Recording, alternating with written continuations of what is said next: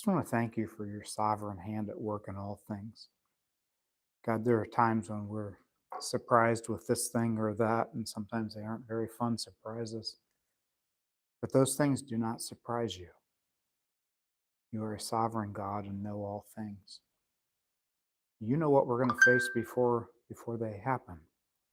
So, God, I just look to you to speak to us today, because you have a word you want us to hear, to receive. God, that we'd have eyes to see and ears to hear and hearts to receive that word. In your name I pray, amen.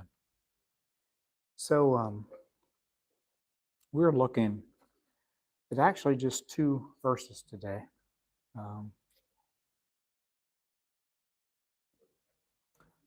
We're looking at on page 819, if you're in the Bibles we have here. We're looking at Matthew chapter 13, verses 51 and 52.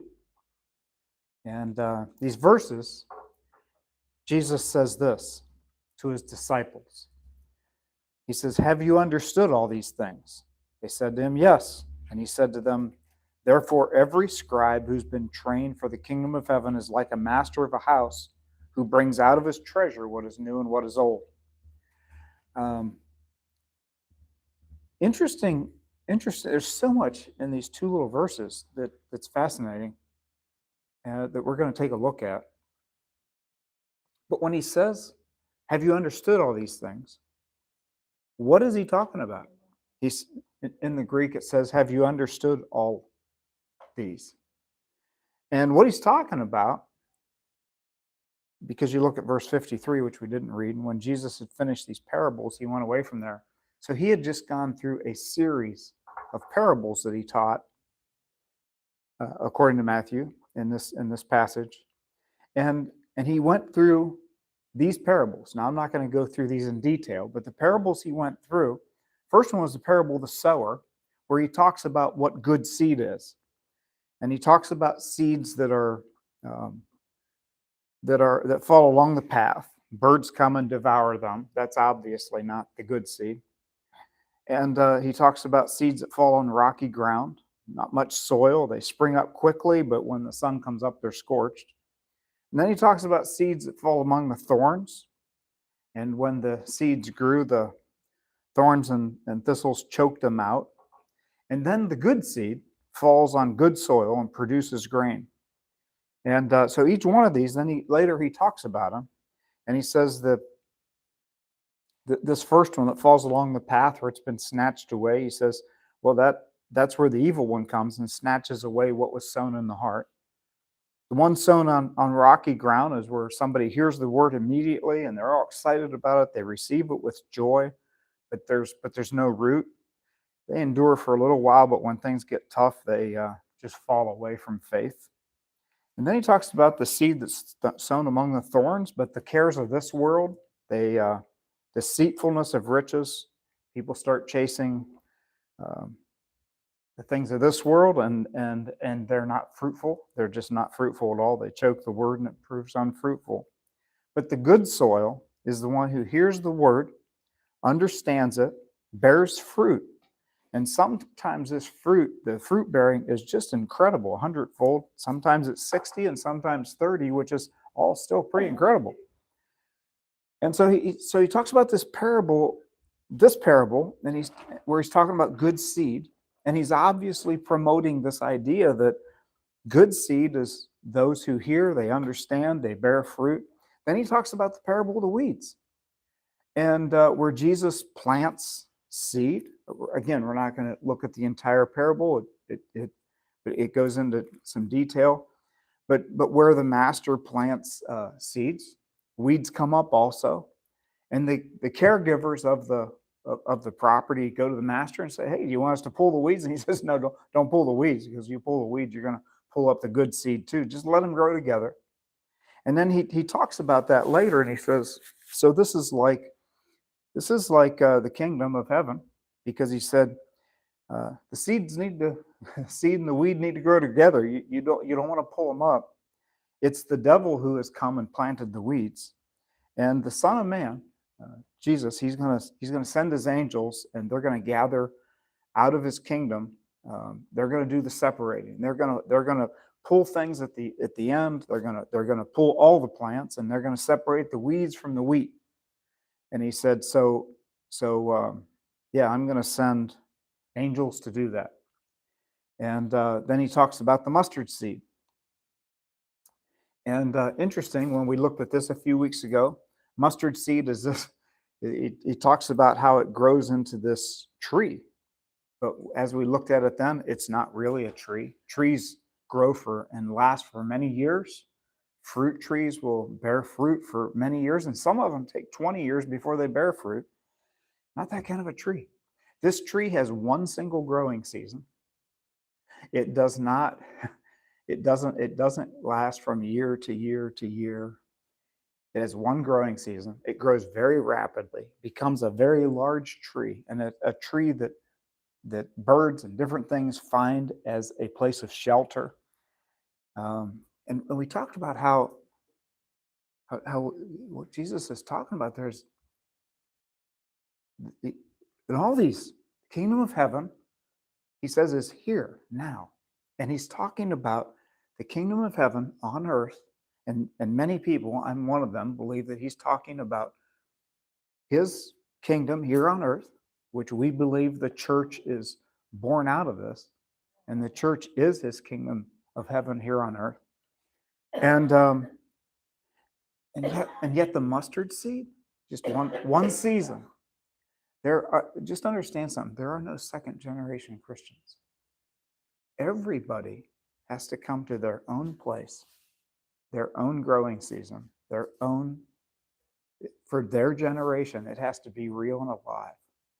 They're not like the fruit of an apple tree or an oak tree that has acorns. I think the oak tree, it takes 20 years before they have fruit.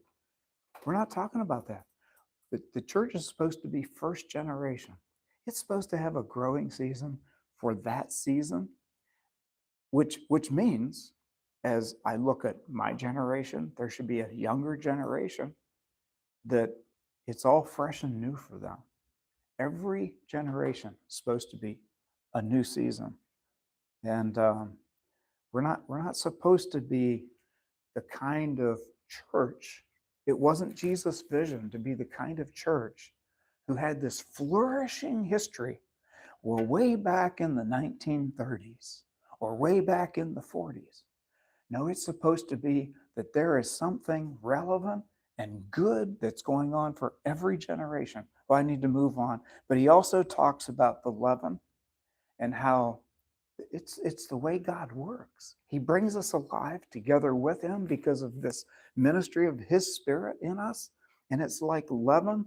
It's like yeast that works through a whole lump of dough. It's a slow growing that brings us alive. And so our life in him, both as a body and as Christians ourselves, where we grow in this presence of God at work in our life, his work together with ours. And Jesus says that kingdom of heaven is like this treasure, hidden treasure. Guy sees this treasure, finds it in a field, goes out and sells everything he has to buy that field. And he talks about the pearl of great value being very similar. The merchant who goes and he finds a pearl of great value and sells it just to buy that one pearl. It's of such great value. And we talked about those and how the what is your experience with the Lord, his good news, his kingdom? Is it something that you're totally sold out on? You've given everything to, like this, the fellow who finds a treasure in the field, or the merchant in search of the fine pearls? Jesus said in a different place, but he talks about how we're supposed to go after the lost sheep. Well, in the merchant and the pearls, I really think he's talking about God who sees the pearl in each one of us, and he goes out. Jesus himself gives everything. We just celebrated Easter, gives everything to die on the cross for us. He has done this, and we're supposed to be caught up in this same passion and mission and vision of God, where we likewise avail ourselves, give everything in search of those pearls. Those people that we want to lay down our lives, that they would find the good news that there is in Jesus. He says the kingdom of heaven's like this net that they toss out. There are different kinds of nets back then. We looked at this a couple weeks ago. But this net that you throw out, not a little one where you try to scoop up this fish and that, because they had both kinds. But this massive net, it might take two boats to put out, and they would just sweep the whole area and gather all kinds of fish. He said that parable, he talks about the parable of the net, and just like the parable of the weeds, he says, same here. You gather all the fish, you take them ashore, and he says the angels are the ones who separate. All of these things, he asks the disciples, so do you understand all these? Now, many of us would look at this and say, okay, Pastor Rich, I understand some of what you're saying. The disciples, they were trying really hard to understand all this. I am struck with their answer, because they didn't say, well, Jesus, kind of. I think we kind of get it. He says, have you understood all these? And they said to him, yes. Now, in the Greek, it doesn't mean kind of. It's the word that you would say indeed or certainly. They're not leaving. There's no ambivalence. There's no mushy answer here. They just said, yeah, we get it. Before you answer, I want you to understand what Jesus is asking. When he says, have you understood all these? Word for understand. Fascinating word. There's a word that talks about knowledge, right? If somebody says, well, one of the things I like to do with my coffee in the mornings, I like to take this insulated mug and preheat it. And I can pour boiling water in it before I put my hot coffee in it and warm it up, and then put my hot coffee in, and then it lasts a lot longer. That's a simple thing to understand, right? So you understand, oh, I understand, that makes perfect sense. Well, there is so much that we learn. We live in the information age where you just gather information. I get that. We teach kids, one of the first things they learn is walk into a room, there's the light switch. Flip it on, we have light. As long as you pay the light bill, right? Information. It's one thing to get the information. But this Greek word, if you understand the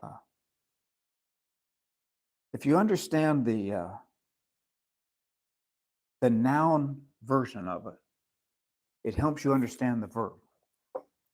So the noun literally means the union, the coming together of two rivers. That's what it literally means. And there's two pieces of this thing, this Greek word that's used here. Have you understood all these? There's this grasping of the intelligent, like the concept, that really challenges. But then there's the behavioral or practice side of it. So, we might be somewhere on a weekend retreat, and you might say, I'm going to do Pastor Rich's coffee for him. Now, you understand how I do the coffee, but you're thinking, you know what? He should be glad I'm just getting his coffee. I'm not doing all that. And so you just get the cup, pour the coffee in, and what's Pastor Rich going to say? He's going to say, thank you. But I'm going to tell temperature's falling off pretty quick, right? Everybody's smiling. You get the concept. When Jesus said, have you understood all these things? He was asking them, do you get it such that it's going to change your behavior? You're going to actually practice this. Both of those concepts were part of what he was asking them. And their question, because they had sincere hearts, were, indeed, we get it. Now, whether they did or not, they were answering a question of, but we're not just going to get the idea, it's going to change how we live. That's what Jesus was asking them. That's how they were answering him. Why it was so important was what he has to say next. He says to them, therefore, every scribe who has been trained for the kingdom of heaven is like a master of a house. Every scribe. Now, you got to understand what a scribe was back then. The scribe was the person. They were the group of people with the Old Testament system. The Pharisees, the Sadducees, the chief priests and the elders. Well, the chief priests and the elders, they were in charge of things, right? They ran the temple. But the scribes, they were the ones who actually would study the law over and over. And they would rewrite it. They would make copies. They didn't have Kinkos. They didn't have printers. They didn't have, an HP 8600 or a Xerox to run copies. They were line by line rewriting them. And because they did this and they rewrote them, they became experts in them. And so they would say, okay, this is what the law says. And so when you have a question about this law, we're going to tell you what the intention is, how this should make a difference. We're going to interpret it. So they became the legal experts. So they were like, in religious law, they were like the lawyers, the interpreters. They were scribes who wrote it down, and they would look at it in a granular level at word by word by word. And so the scribe had a lot of power and a lot of influence, because the chief priests and the elders, they might have been in charge, but they listened to the scribes. And if they didn't like something, they'd tell them, take another look at it, because they were the authority. They were the priests. But the scribes, they had a lot of influence. And so when you look at the scribe, Jesus says, therefore, every scribe who has been trained for the kingdom of heaven, he's saying, I'm bringing the kingdom of heaven. Kingdom of heaven's here. And he says, the scribes who are trained for my kingdom of heaven, they're like a master of a house. I just want to stop here and talk about the scribe. If you look at the Gospel of Matthew, 24 references to scribes in the Gospel of Matthew. And I'm pretty sure only one of them is used to refer to a new order of scribes in Jesus' kingdom. Maybe two, but I think it's just one. The other 23, they're not referred to in the greatest of ways in most of those references. The only one that was kind of neutral was when Jesus was born. You guys remember when the Magi came and they're saying, where's this king that was born? And they go to Herod, and Herod says, well, we got to get the chief priests together and the elders and the scribes. So he gathered them together and said, tell me about this king that's coming. I don't like what I'm hearing. They wanted to know what the scribes had to say, because they knew the prophets. They were the ones recording it. But most of the places, Jesus has some pretty rough things to say. Because the scribes, and you can look in the worst place where they really get dressed down is in chapter 23 of Matthew. He basically tells them, you guys are on a highway to hell. You got 7 woes. Now, let's just look at it real quick. He says, you got a bad future ahead of you. He says, woe to you. because you do this thing wrong, you do this thing, you twist this for yourself, you set things in motion, and it's the blind leading the blind. You say you're the authority, but you're misleading people. He talks about how on the outside they look real good, but on the inside they're full of greed and self-indulgence. In other words, it was all about them. And he says, you're full of hypocrisy and lawlessness. He says this at one point, you serpents, you brood of vipers, how are you to escape being sentenced to hell?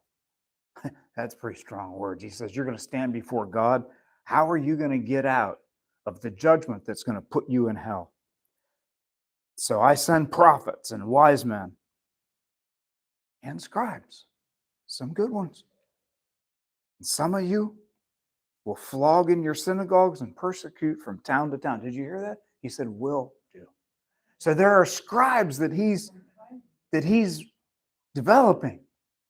And he says their future is dim because of the position you have taken. That's what he has. That's pretty much his perspective on the scribes throughout Matthew. And the scribes are there with the chief priests at the crucifixion.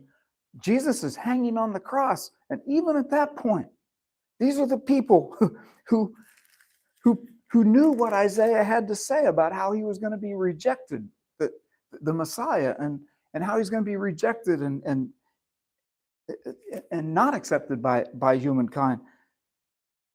And they stand there mocking him. So Jesus, he has some things to say that when it comes to scribes. But the interesting thing I think is this.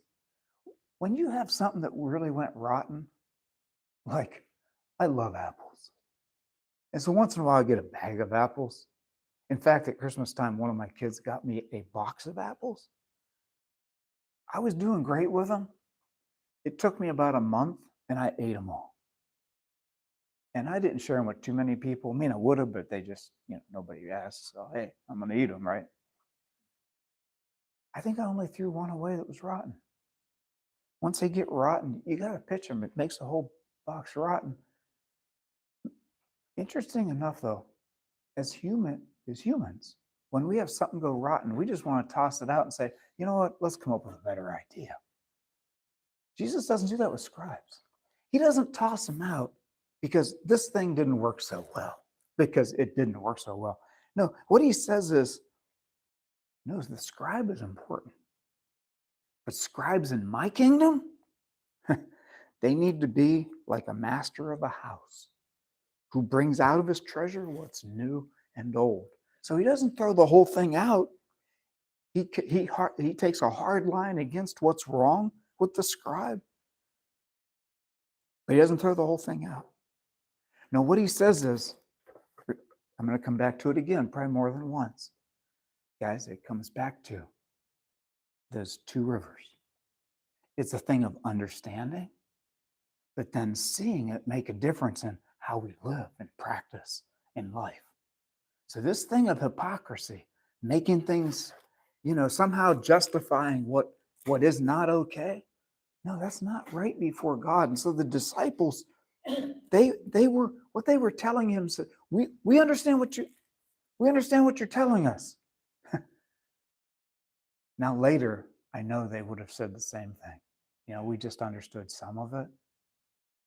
But the reason they were so emphatic and said yes, because they were in to make a difference in how they practiced what they were learning. Their hearts were fully in to becoming what Jesus wanted them to be. So just remember that when we look at the rest of this.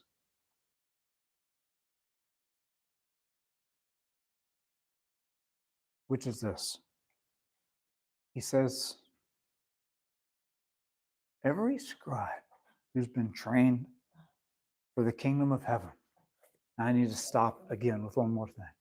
Do you know what trained means? It means discipled. Discipled comes from that word discipline, which we have a screwed up idea of. We think of discipline in terms of punishment. They didn't. They thought of discipline in terms of to walk alongside, to teach, to instruct. That's why Jesus spent 3 years with them saying, no, walk this way. And they'd say, did you mean this, Lord? Because sometimes they didn't get it. And he's saying, when are you going to get this? How could you be of such little faith? Because he was walking with them, growing them, discipling them. And they were learning, stumbling as they went, but they were learning and receiving it. And so the scribe in his kingdom is a disciple. A disciple is one who's learning of a teachable spirit. And they're teachable and they want to learn from Jesus. So a scribe, he might be the one who's writing and the authority. I've got my Bible all lined up. I study it and I study it and I study it. But every time I come to the scriptures, I'm coming to it like, what do you have to tell me, God? When the disciples, he says, every scribe who's been trained for the kingdom of heaven, everyone who's been discipled, are you of a teachable spirit being discipled? And he says, they're like the master of a house who brings out of his treasure what's new and what is old. Did you hear that? What he brings out of his treasure. If you have valuables in your house, where do you keep them? You just set them out so everybody can see them? Where do you keep them? You might keep them under several piles of trash because nobody's going to think to look there, right? I have a safe. I keep things of particular importance in, right? If you have a safe, you're going to use it, right? Well, why do you do that? Because you value these things. So here he's saying, like a master of a house who brings out of his treasure. In other words, he has a treasure box. He has this place where he keeps his treasure for safekeeping. So it's something that is a place where he keeps his treasures, things that he values. So he brings out of his treasure. Listen to what he says next. What is new and what is old. The word for new is absolutely fascinating. When you look it up in more than one of the Greek lexicons, it says remarkably unused, remarkably new. Do you know what that is? Something that's remarkably new.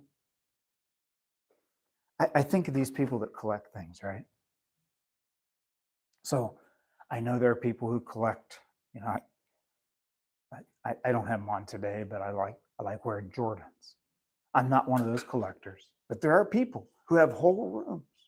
And some of them, they keep them in separate cases because these things are so collectible and valuable. Crazy, right?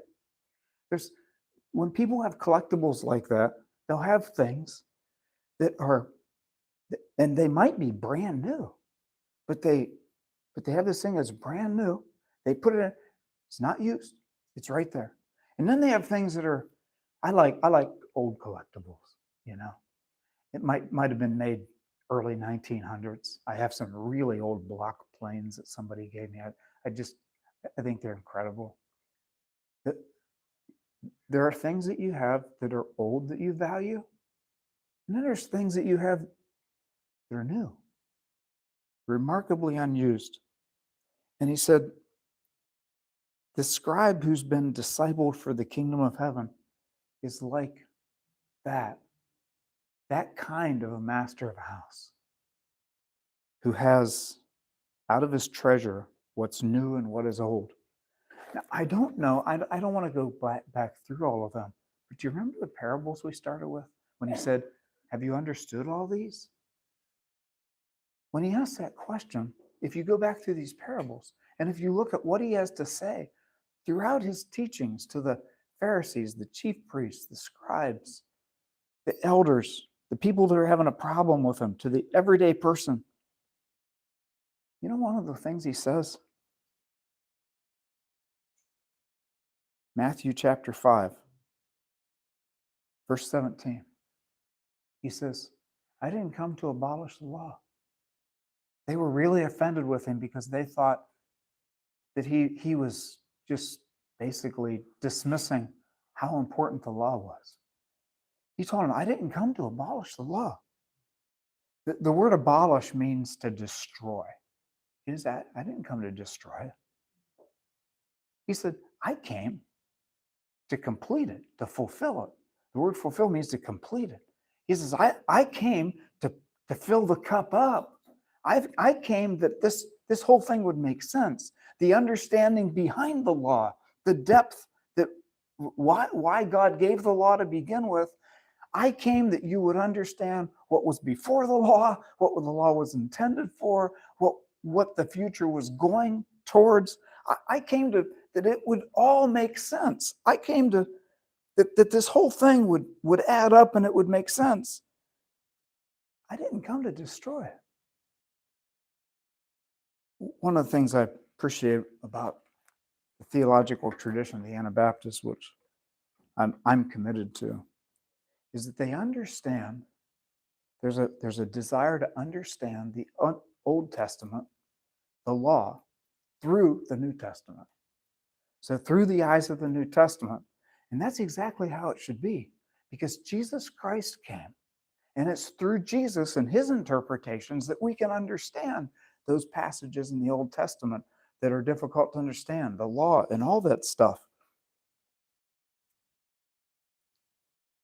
And so when he's teaching in Matthew chapter 5, Sermon on the Mount, he's teaching about anger. He's teaching about lust. He's teaching about how they shouldn't swear in God's name.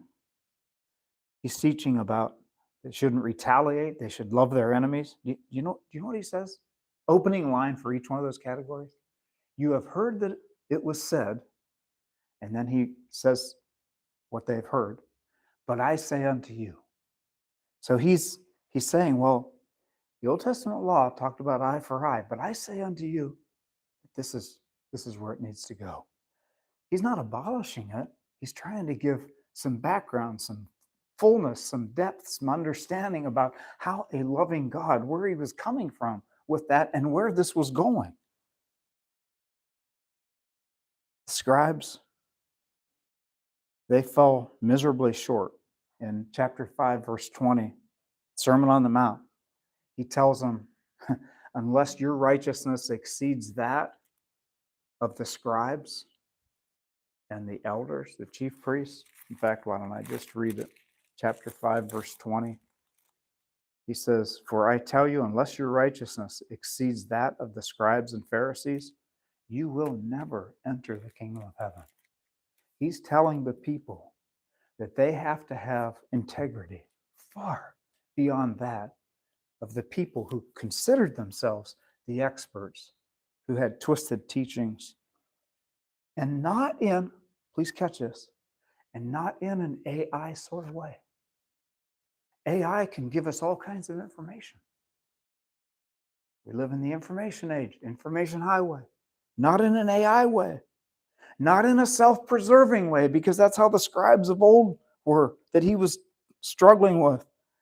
But the scribes in the kingdom of heaven, it was the coming together of these two rivers where they were not only the information and understanding the information, but how this was going to impact life, how this was going to change behavior. And so when he says the kingdom of heaven is like the good seed, then I got to ask, in the kingdom of heaven, the church,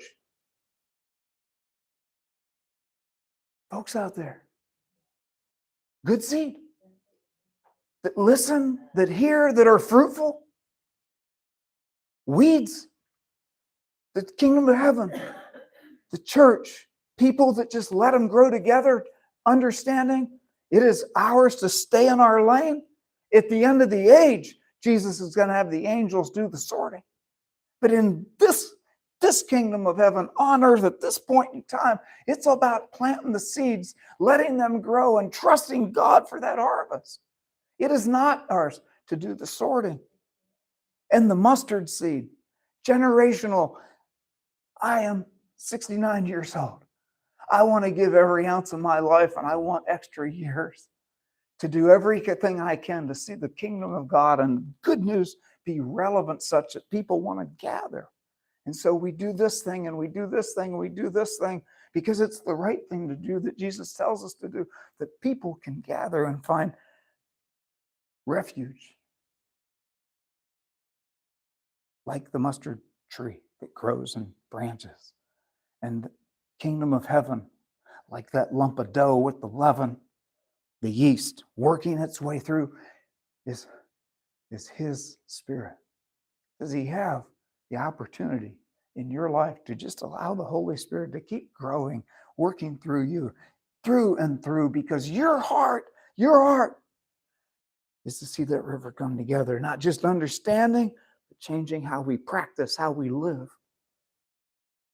And is that the case for our churches? Each church and the treasure. Not only are you the pearl that Jesus has gone after, but he wants us to be about that thing of the treasure and the pearl, just giving everything that people would know. And the net that gathers all the fish. Lets the angels sort them out in the end. Same thing.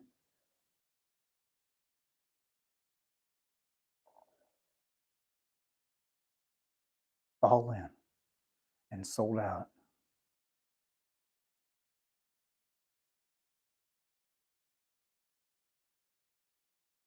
We are called as a church. Jesus asked the same questions. Have you understood all these? Are you? Like he's asking the disciples. The river's coming together. Wow, it's a lifelong pursuit of trying to understand this and that, the heart. Has a decision been made to, yeah, and we want to practice this. We want to do this. Because it's our job. When he taught in the Sermon on the Mount, you might say, well, I wasn't called to be a scribe.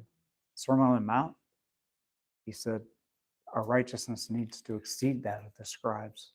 So every one of us have to be students of the word, students of the living word, Jesus, students of Jesus alive in us as we study the written scriptures and understanding, okay, we understand this because of Jesus at work in our life, where he's making sense of this. We're getting the whole picture. The rest of it, it all makes sense because of Jesus. And when it doesn't, going back to Jesus and saying, I'm looking here and I'm trusting your Holy Spirit to give me understanding. Yeah, he calls all of us to that. So I just really want to encourage you. Are you a person who brings out the new treasures as well as the old? You know, the new ones, the remarkably new. What I think he's talking about there, just my opinion, I think he's talking about that gem that just pops up on a Tuesday morning or a Wednesday evening as I look in his word, and I just, wow, this makes sense to me now. It didn't before.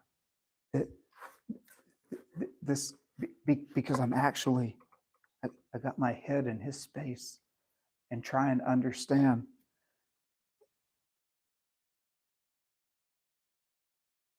So there's this new thing that I can share. We live in a world that is so different than the ancient world. And constantly people are asking, but they didn't have this problem and this problem and this problem and this problem. If faith isn't relevant, if the good news doesn't speak to the new things of my generation that are new as opposed to my parents' generation and the generation before, guys, what good is it? What Jesus is saying is, for every generation, he's going to have answers. There's going to be a rhema word. There's going to be an understanding for today, a new understanding based on an old truth that we can find in here. And his Spirit's going to give us understanding to be relevant for the day. And so when people say, well, the Bible's kind of antiquated, really doesn't have anything to say for some of the problems we face today, the Bible has the answers for all of those things. We have to have a heart that says, well, we need Jesus now to fill up the cup, to give us understanding today. Open our eyes to the things of old that can make sense of the problems of today. And he does that. He's faithful. So, are you in for both rivers? Danger today is to look at AI, get all your answers from whatever the assimilation of all those things is. AI can be extremely helpful, but it's going to take you nowhere with understanding the new things of the Spirit of God that he's helping us to understand with God's wisdom, his presence, about how then does this offer life to today. That's determined by our hearts that say, I want to practice what I'm understanding. I want to walk this out. I want to live as a disciple, a follower of Jesus. And he's going to give me wisdom and understanding about how this makes a difference and how I behave in the world today. And all of a sudden, we'll see the answers. Let's pray. Father, I want to thank you for the day. I want to thank you for your word. And God, I want to thank you for the incredible thing it is that here is messed up as the scribes had gotten. You didn't toss the whole thing out. You have for us to learn and to grow and to be discipled. But you want us to get it with the cup full because of your Spirit's presence with us. People that treasure the remarkably new with the old. So God, I just pray that whatever you're trying to pour out into each one of us, we would just receive. And we would walk in that. Thank you for your love, your power, and your presence. Lord, that we would just embrace that with all that we have. In your name I pray, amen.